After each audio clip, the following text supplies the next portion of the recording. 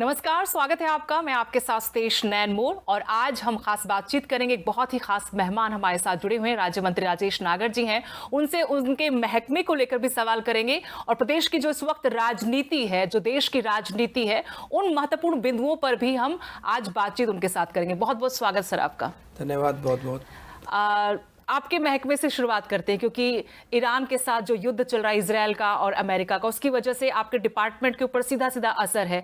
सबसे पहले तो आप बताइए कि एलपीजी के स्टॉक को लेकर लोगों को, आम लोगों को खासकर दिक्कत ना आए, उसके लिए क्या मास्टर प्लान है और ग्राउंड पर रियलिटी क्या है? आपके पास क्या फीडबैक आया है? देखो, हमने अभी अपने सभी अधिकारियों के साथ एक बैठक की। उसमें हमारे सारे डीएफएससीज थे, हमारे एसीएस, हमारे सभी इंडियन ऑयल कंपनीज़ के सारे नोडल ऑफिसर्स थे, इनके हेड्स थे। तो हमने जो एक निर्णय लिया कि भाई हर शाम को डेली की डेली हमारे एक कमेटी हमने बना दी गई है डिस्ट्रिक्ट लेवल पर, जिसमें डीसी, एसपी, डीएफएससी और एक सीएमओ, और वो डेली की डेली हमें रिपोर्टिंग करेंगे कि भाई उनकी डिस्ट्रिक्ट में कितनी गैस की सप्लाई हुई सिलेंडरों की और कितनी सप्लाई उनके पास कंपनी से, ऑयल कंपनी से आई। तो अभी तक अगर मैं बात करूं तो सारी सिचुएशन नॉर्मल है और कहीं से भी इस तरह की शिकायतें नहीं आई। जहां थोड़ी बहुत शिकायतें आई थी, जैसे कुरुक्षेत्र, पानीपत, फरीदाबाद, तो हमने उसमें 9 एफआईआर भी की हैं और 825 के करीब जो सिलेंडर हैं उनको सीज भी किया है, जब्त भी किया है। एक कालाबाजारी वाला मामला था। उनमें शिकायत आ रही थी कि वो रिफ़िल कर रहे थे डोमेस्टिक से घरेलू से कॉमर्शियल को, और कहीं कॉमर्शियल सिलेंडर भी यूज़ हो रहे थे। तो जहाँ भी हमें शिकायत मिली हमने तुरंत कार्रवाई की और जैसा मैंने बताया कि 9 एफआईआर हुई हैं और 825 सिलेंडर सीज किए। लेकिन आपके सियासी विरोधी जो हैं, भूपेंद्र सिंह हुड्डा ने हाल ही में बयान दिया है एलपीजी को लेकर, जो सिचुएशन है कि स्थिति काबू से बाहर है और गंभीरता नहीं दिख रही है सरकार की। वो सच्चाई से मेल खाती है बातें या फिर वो सियासी बयानबाजी कहेंगे? क्योंकि अभी कुछ देर पहले जींद से भी कुछ ऐसे तस्वीरें सामने आई है जहां लोग बहुत ज्यादा बड़ी तादाद में कतारों में खड़े हैं, या उनमें अभी ये है कि एक हम बोलते हैं कि पैनिक है लोगों में क्रिएट किया गया है या फिर डर है उनको, इस वजह से लोग कतारों में खड़े हैं। क्या सच्चाई है? देखो, हमने, हमारे मुख्यमंत्री जी ने जब ये सिचुएशन हुई थी, जब से ही पहले से ही दिन से सभी अधिकारियों के साथ बैठक की, चाहे उसमें हमारे डीजीपी, चाहे हमारे सारे डीसीज और सारे आला अधिकारी जो भी थे इस डिपार्टमेंट से रिलेटेड, तो उनको सख्त निर्देश दिए गए कि भाई किसी भी तरह से कोई भी अगर काला बाजारी करता है, कोई भी जमाखोरी करता है, तुरंत कार्रवाई की जाए, और की भी हमने। और बात रही विपक्ष की, विपक्ष के पास कोई मुद्दा नहीं है। ऐसी स्थिति जो एक वॉर की वजह से हुई है, इसमें सबको, पूरे देश को सहयोग करना चाहिए, सबको मिलकर इसको, जो भी ये प्रॉब्लम आई है, समस्या आई है, मिलकर इसको दूर करना चाहिए। और अभी तक जैसा मैंने बताया कि एलपीजी घरेलू डोमेस्टिक में कोई भी किसी तरह की अभी तक कोई दिक्कत नहीं है। कहीं से एक जो जगह से शिकायत आई, हमने कार्रवाई की और आगे भी कार्रवाई करेंगे। और अब जल्दी नई एक एडवाइजरी सेंटर की तरफ से आ रही है कि जो कॉमर्शियल जो सप्लाई है, सिलेंडर है, उनको भी दिया जाए। पहले हम जो एजुकेशनल इंस्टीट्यूशंस थे उनको सप्लाई दे रहे थे, हॉस्पिटल्स को हम सप्लाई दे रहे थे, चाहे किसी की शादी है बेटी की, उनके लिए भी सप्लाई को नहीं रोका गया था। अब उसमें कुछ और चेंजेस करके कुछ और लोगों को भी हम सप्लाई देने जा रहे हैं, जिससे कि जो दिक्कत आ रही थी इसकी कॉमर्शियल एलपीजी सिलेंडर्स की, उसमें भी कुछ हद तक कमी आएगी। मुख्यमंत्री की बात आपने की कि उन्होंने पहले से तैयारी कर ली थी, अधिकारियों के साथ बैठक की, आप लोगों को भी बताया कि किस तरीके से हमने इस पूरे स्थिति को कंट्रोल करना है। लेकिन प्रधानमंत्री नरेंद्र मोदी ने लोकसभा में और राज्यसभा में संबोधित किया तो कहा कि ये कोविड की तरह हमें एकजुट होना होगा, हमें उसी तरह से चुनौती को स्वीकार करते हुए अपनी तैयारी करनी होगी। कितना बड़ा संकट है सर ये? देखो, ये डिपेंड करता है वॉर कब तक चलता है, कितना चलता है, क्योंकि मोस्टली हमारी एलपीजी कतर से आती है और जो वहाँ पे जो ये स्थिति बनी हुई है किसी से छुपी नहीं है, जो वॉर चल रहा है, तो उस वजह से थोड़ी जो ये प्रॉब्लम आ रही है। और ये वॉर लंबा चल जाता है तो ये आगे तक भी बढ़ सकती है। तो जैसे हमने कोरोना को फेस किया, कोविड के टाइम में हम सब लोग मिलकर एकजुट होकर उस सिचुएशन से बाहर आए, उसी तरह से जो ये वॉर वाली सिचुएशन है, स्थिति है, इसमें भी हम सब मिलकर जैसे हमारे प्रधानमंत्री जी भी अपील कर रहे हैं, हमारे मुख्यमंत्री जी भी अपील कर रहे हैं कि भाई इस सिचुएशन को सब मिलकर हम देखें और ये एक जो प्रॉब्लम आ रही है इसको सब मिलकर फेस करें तो हम इससे बाहर निकल पाएं। लेकिन भारत ग्रीन एनर्जी में कहां तक पहुंचा है? क्योंकि अगर ग्रीन एनर्जी को लेकर जितनी योजनाएं चली और हमारे यहाँ पर भी मुहिम चली, हमने किसानों को भी सोलर पैनल दिए, उसकी वजह से काफी फायदा तो हुआ, लेकिन हम उस लक्ष्य में कहां तक पहुंचे हैं? क्योंकि वो अगर हम लक्ष्य रख के चलते और आज वहां तक पहुंच जाते तो शायद मुझे लगता है कि काफी तस्वीर अलग होती। आपको लगता है ऐसा?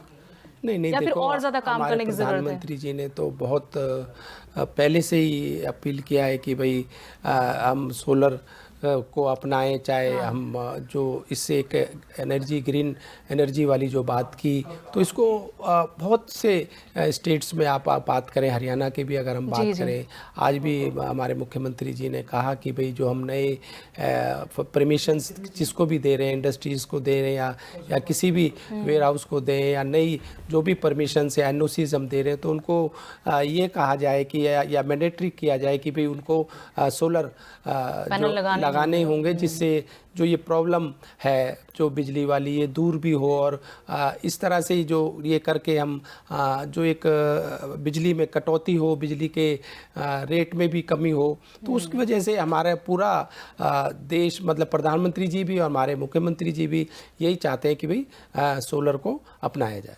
एक दूसरी बात हुई थी कि हरियाणा को भी केरोसिन दिया जाएगा और विरोधियों ने कहा कि पूर्व मुख्यमंत्री इनके मनोहर लाल तो केरोसिन फ्री करके गए था, फिर से केरोसिन बांट रहे हैं। नहीं, ये नहीं कहा था, ये कहा था कि भाई कोई अगर लेना चाहता है, कोई भी डिपो धारक, तो केरोसिन भी हम सप्लाई कर सकते हैं, ईंधन के तौर पर उसको अब इस्तेमाल किया जा सकता है। अगर कोई करना चाहे तो ये कोई मैंडेटरी या कोई कंपलसरी नहीं किया था। अगर एक कोई विकल्प अगर कोई चाहता है कि भाई हमें केरोसिन चाहिए या केरोसिन की कोई अगर मांग करता है, तो हमारे डिपो होल्डर्स को भी हमने कहा था कि भी कहीं से कोई डिमांड आती है, कोई मांग आती है, तो हम उनको केरोसिन भी सप्लाई कर सकते हैं। इनेलो ने नरवाना में युवा सम्मेलन किया, वहां से मंच से इनेलो के राष्ट्रीय अध्यक्ष अभय सिंह चौटाला ने कहा कि बुजुर्गों की पेंशन के बाद अब हम लड़ाई लड़ेंगे जो पीले कार्ड कटे हैं। देखो, अगर पेंशन वाली बात रही, हमारे विधानसभा में भी ये मुद्दा उठा था और हमारे मंत्री जी ने पूरा इसका जवाब दिया। कोई किसी की पेंशन नहीं रुकी ना कटी और सबको पेंशन मिल रही है। और ये एक विपक्ष ने एक मुद्दा उठाया था और वो जिसमें कोई आधार नहीं था। और जो बात कही कार्डों की अगर हम बात करें, पीला कार्डों की, ये विपक्ष ने ही मुद्दा उठाया था जब कार्ड बन गए थे हमारे, तो कि भाई इतने कार्ड क्यों बने और इनकी जांच होनी चाहिए। तो हमने जो जांच की उसमें 4 लाख तो ऐसे उपभोक्ता थे जिन्होंने 4 लाख से ज़्यादा, जिन्होंने कभी 6 महीने या 1 साल से ज़्यादा कोई भी किसी भी उसका लाभ नहीं लिया। तो इसलिए हमने उन कार्डों को भी इनसे बाहर किया कि भाई जब जो उपभोक्ता या कंज्यूमर 1 साल के करीब या 6 महीने से ज़्यादा कोई भी राशन का या कोई भी सुविधा का लाभ नहीं ले रहा, तो एक तो 4,000 के करीब वो काटे गए।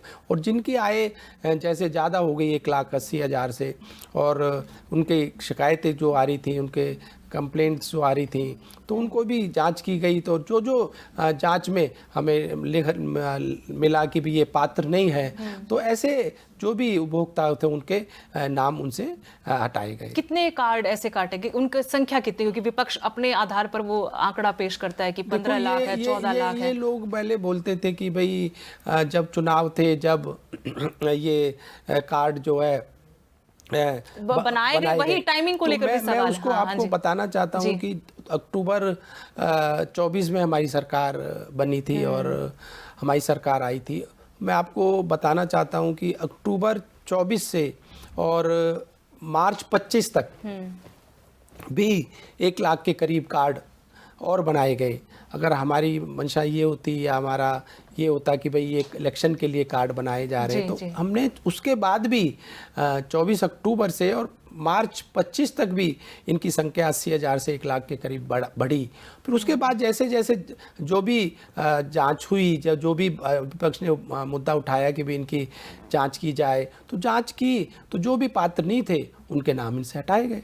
लेकिन बीजेपी पर यह भी आरोप लगता है सर कि जहां जहां चुनाव होते हैं वहां वहां तो वो रेवड़ियां बांटती है, और यहाँ पर अगर हम सिर्फ हरियाणा की बात करते, पीडीएस सिस्टम के तहत जो पहले राशन मिलता था, जो सामान मिलता था, वो कम किया जा रहा है, नाम मात्र का आप छोड़ दिया है। तो ये गरीबों के साथ मतलब अत्याचार है, उनका दोहन है, दमन है।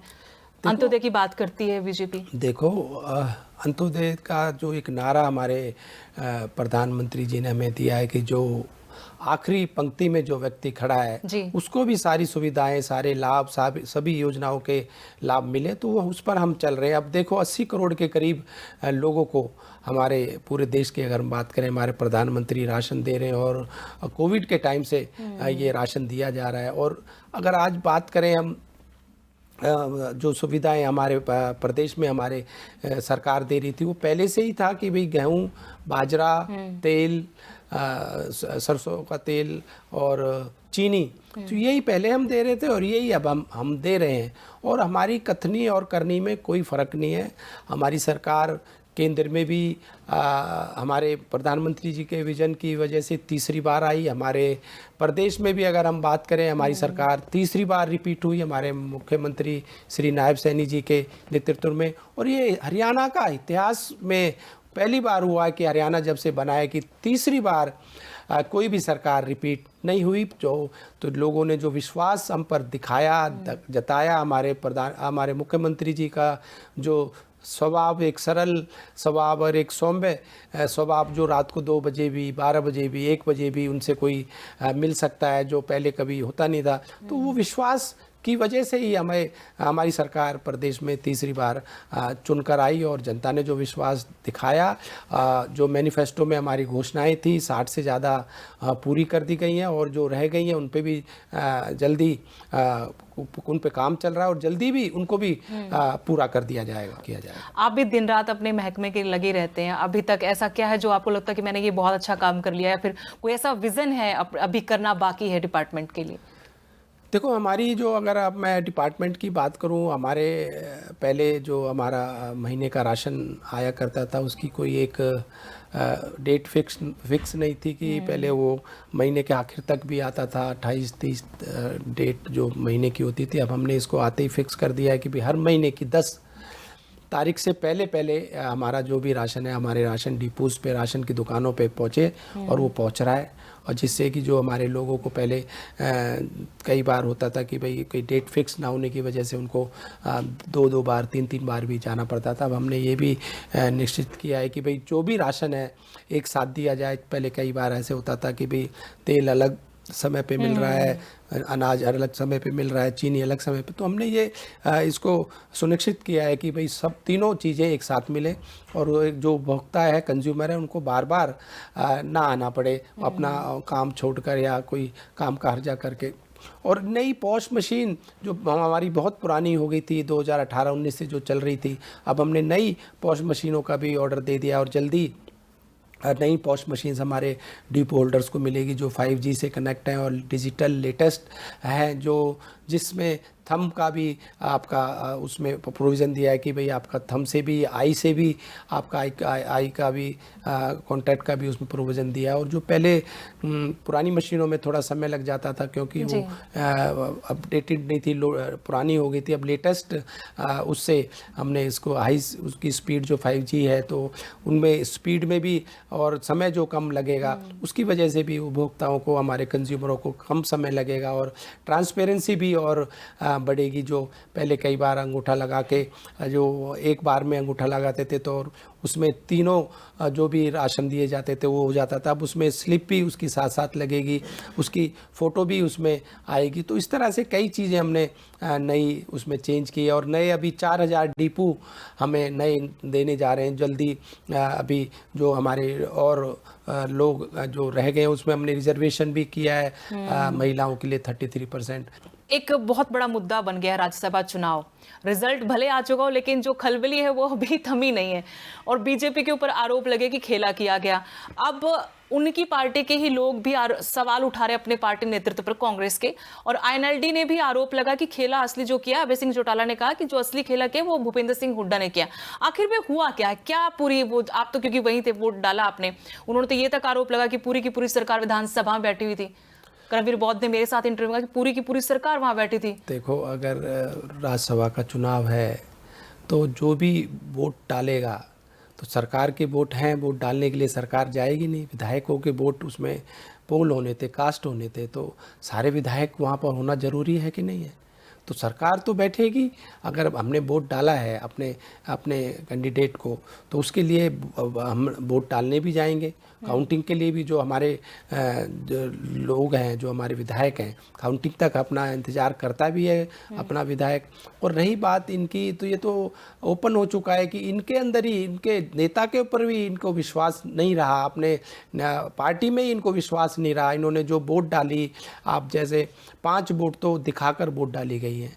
ओपन उन्होंने अपने नेता पे इल्ज़ाम लगाया कि भाई हमारी सुनवाई नहीं होती और हमारे को मतलब लीडरशिप के ऊपर, मतलब कि हम आपके स्वीकार नहीं करते। तो ये तो इनके अंदर की फूट है, इनके अंदर की गुटबाजी और जो इनके अंदर के मतभेद सामने आए हैं। और ये आपने देखा भी कि 9 के करीब वोट इनकी जो उनके खिलाफ पड़ी, कैंसिल होना भी खिलाफ भी हुई। 9 के मतलब होता 25%, 1/4। पर वो 4 की जब हम बात करते हैं तो वो कहते हैं कि 4 तो जबरदस्ती रद्द करवाए गए, रद्द तो थे ही नहीं हमारे वोट। देखो, ऐसी बातें करना बिल्कुल गलत है। ये प्रक्रिया, चुनावी प्रक्रिया, अब इसमें कई बार जो इलेक्शन कमीशन को भी वोटों को भेजा गया, इनमें से इन 2 वोट को ऑब्जेक्शन किया था हमने। इलेक्शन कमीशन ने एक को क्लियर किया, एक को रिजेक्ट किया। तो परमवीर सिंह का कैंसिल कर दिया, लेकिन भरत बेनीवाल का नहीं किया। तो ये इस तरह के आरोप लगाना गलत है, निराधार है, क्योंकि इलेक्शन कमीशन पे जो वोट गई, एक उन्होंने कैंसिल कर दी, एक उन्होंने वो उसको कहा कि भी ये ठीक है। तो इस तरह की बातें करना, हमारी भी तो एक वोट जो है रिजेक्ट हुई है। मुझे पता था आप ये बात बोलेंगे, और इसको लेकर विरोधी कह रहे हैं, कांग्रेस के नेता ये कह रहे हैं कि जानबूझ के आप लोगों ने वो वोट कैंसिल करवाई ताकि सवाल ना उठे, उंगली ना उठाए जाए। देखो, इस तरह की बातें करना ठीक नहीं है। और देखो, हमने कौन अपनी वोट को खराब, अगर वो कैंसिल नहीं होता तो जीत जाते, फिर वो कैंसिल नहीं होता तो जीत जाते। तो हम क्यों अपनी एक वोट को कैंसिल कराते? तो इस तरह की बातें करना ये बिल्कुल गलत है, और इस तरह की बातें ये शोभा नहीं देता, क्योंकि विपक्ष के पास कोई कहने को मुद्दा नहीं है, कोई बात नहीं है। और इस तरह के इल्ज़ाम लगाकर वो जो जनता को, जो हरियाणा की जनता है, उसको गुमराह करते हैं। और जिस तरह से इन्होंने विधानसभा में भी इसका मुद्दा उठाया और फिर उसका मुद्दा उठाकर वॉकआउट कर गए, और ये इस तरह की बातें करके पहले मुद्दा उठाते हैं, फिर वॉकआउट कर जाते हैं। तो जो जनता है हरियाणा की, ये देख रही है कि भाई किस तरह से कांग्रेस पार्टी और उनके नेता हरियाणा में अपना मुद्दा उठाते हैं, विधानसभा में अपना मुद्दा उठाते हैं, और फिर उसी से पीछे बैकआउट होकर उसको छोड़कर विधानसभा से वॉकआउट हो जाते हैं। लेकिन आज एक कांग्रेस के विधायक हैं उकलाना से, नरेश सेलवाल, उन्होंने कहा कि मुझे भी 25 करोड़ रुपए ऑफर हुए थे बीजेपी की तरफ से। देखो, इस तरह की बातें खरीद फरोख्त हुई है? कोई खरीद फरोख्त नहीं। इनके ईडी सीबीआई का डर वगैरह, ईडी सीबीआई सब कुछ तो है इनके पास। तो फिर ईडी सीबीआई का डर, और भी तो विधायक है, उन पे नहीं होता। ये तो इनके विधायकों ने खुद इनको दिखाकर वोट डाली है। कोई ये तो है नहीं कि वही पीछे से वो वोट डाल के गए, सामने वोट डाले। और इनके बड़े नेता ही भूपेंद्र सिंह हुड्डा, बीके प्रसाद, दोनों ही वहाँ पर ऑब्जर्वर थे, एजेंट थे, और उनके आगे ही ये सब कुछ हुआ है।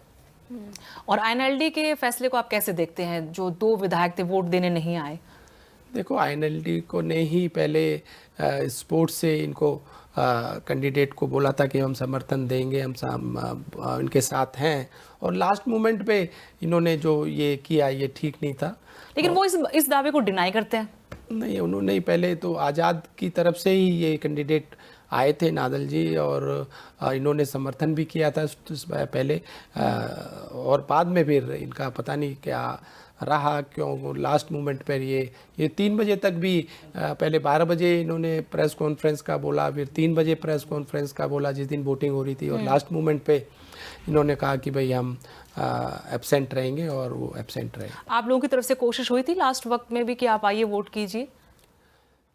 नहीं, हम तो ये तो इनकी खुद ही इनकी वो थी कि भाई ये कांग्रेस विरोधी हैं, ये कांग्रेस की नीति के साथ नहीं चलने वाले हैं और ये हमेशा कांग्रेस के विरोध में रहते हैं और लास्ट मोमेंट में इनका अपना कोई अंदरूनी फैसला रहा है क्या रहा जो इन्होंने इससे एब्सेंट रहे। लेकिन वो कहते हैं कि जनता की राय थी और अब जिस तरीके से वो उत्साहित हैं आईएनएलडी के नेता, वो कहते हैं कि इस तरह से लगता है कि एक तीर से दो निशाने साध गए। वो एक तो अपने आप को साबित करके हम बीजेपी की टीम नहीं है, क्योंकि मुख्यमंत्री ने कहा कि हमारे नहीं कांग्रेस की भी टीम है। ये तो अगर ये वोट डालते तो ये तो हमारे मतलब कांग्रेस के खिलाफ ही वोट डालते तो, पर आज वोट नहीं कांग्रेस साबित कर देती ना कि बीजेपी की बी टीम। पर आज तो ये भी तो साबित होता है कि इन्होंने कांग्रेस का भी साथ दिया। अगर ये वोट डालते मतलब आपको लगता है कि कांग्रेस को क्रेडिट देना चाहिए जीत का? तो कांग्रेस को अगर ये वोट डाल देते तो कांग्रेस का उम्मीदवार जीतता थोड़ी, वो तो कांग्रेस का उम्मीदवार तो हार जाता। तो इनको वोट डालनी चाहिए थी, चाहे किसी को भी डालते, पक्ष में विपक्ष में, पर अब इनकी सोच इनके साथ है। अब इनको ये डिसीज़न इनका अपना था। अब ये जो भी डिसीज़न लिया इस पे इनकी क्या मजबूरी रही या क्या रहा, ये तो यही बता सकते हैं या यही कह सकते हैं। कोई ड्रीम प्रोजेक्ट है आपका जो अभी आप अपने इलाके के लिए पूरा नहीं करवा पाए, या फिर आपका कोई ऐसी अचीवमेंट कि मैंने ये सोचा था कि अगर मुझे कोई पद मिलता है तो मैं ये काम करवा पाऊंगा, वो आपने करवा दिया हो? अभी अगर हम बात करें एक मझावली पुल जो हमारा बन रहा है और उसके लिए मैं एक बाईपास के लिए बहुत एक मांग हमारे क्षेत्र की, हमारे लोगों की है कि भाई उसके लिए एक बाईपास बने। उसके लिए काम चल रहा है और उसकी डीपीआर और उसकी एनओसीज हमें जल्दी मिल जाएंगी और वो जल्दी हमें एक बाईपास हमें मिलेगा। और अपने क्षेत्र की अगर मैं बात करूँ, एक इंटरनेशनल लेवल का एक हमें स्टेडियम हमें मिले जो हमारा नया टाउन, एक नया फरीदाबाद, ग्रेटर फरीदाबाद के नाम से विकसित हो रहा है, डेवलप हो रहा है। और वहाँ पर जो नए हमारे युवा, हमारे बच्चे जो आ रहे हैं, रहने के लिए रह रहे हैं जो, तो उनको एक अच्छा एक प्लेटफॉर्म एक मिले, जो हमारा एक ड्रीम भी है अभी हमारे प्रधानमंत्री जी का और मुख्यमंत्री जी का। भाई 2036 में ओलंपिक्स जब आए तो हम किस तरह से 36 मेडल हमारा हरियाणा जीत कर आए आगे, इस तरह से अपने बच्चों को, युवाओं को एक प्रोत्साहन देते हुए उनके लिए अच्छे स्टेडियम्स, अच्छे कोचेज़ अच्छे एक दें, जिससे वो हमारे क्षेत्र का, हमारे जिले का, हमारे प्रदेश का, हमारे देश का नाम मेडल जीत कर रोशन करें। चलिए, बहुत बहुत शुक्रिया, आपने वक्त निकाला राजेश नागर जी हमसे बातचीत करने के लिए। और क्योंकि आपका जो विभाग है वो एक ऐसे तबके से जुड़ा हुआ, सीधे जुड़ा हुआ है जिसको बहुत दरकार रहती है कि सियासतदान उनकी तरफ ध्यान दे, उनके कल्याण के लिए कुछ योजना लेकर आए, उनका कम से कम 2 जून की रोटी का जुगाड़ हो जाए। तो मैं चाहती हूँ कि आप इसी तरीके से बेहतरी से, पारदर्शिता के साथ काम करते रहें ताकि वो लक्ष्य जो है, जो उनकी उम्मीदें हैं, वो पूरी हो सके। हमारे प्रधानमंत्री जी ने जो एक लक्ष्य, एक विज़न जो हमें दिया है कि भी अंत्योदय, जो आखिरी पंक्ति में व्यक्ति खड़ा है उसको भी सारी योजनाओं का सब लाभ मिले, उसी पर हमारे मुख्यमंत्री श्री नायब सैनी जी भी काम कर रहे हैं। उन्होंने कहा है कि किसी भी गरीब का हक उसको नहीं मरना चाहिए, उसको पूरा हक मिलना चाहिए। जो उसके हक हैं उसमें किसी तरह की भी कोई दिक्कत ना आए, उसी पे हम सब मिलकर काम कर रहे हैं। और जो भी इस तरह की कोई गड़बड़ करता है, कोई भ्रष्टाचार में या कोई किसी तरह से लिप्त है, उस पर तुरंत कार्रवाई करें और तुरंत कार्रवाई हो भी रही है। जी, बहुत बहुत धन्यवाद। धन्यवाद।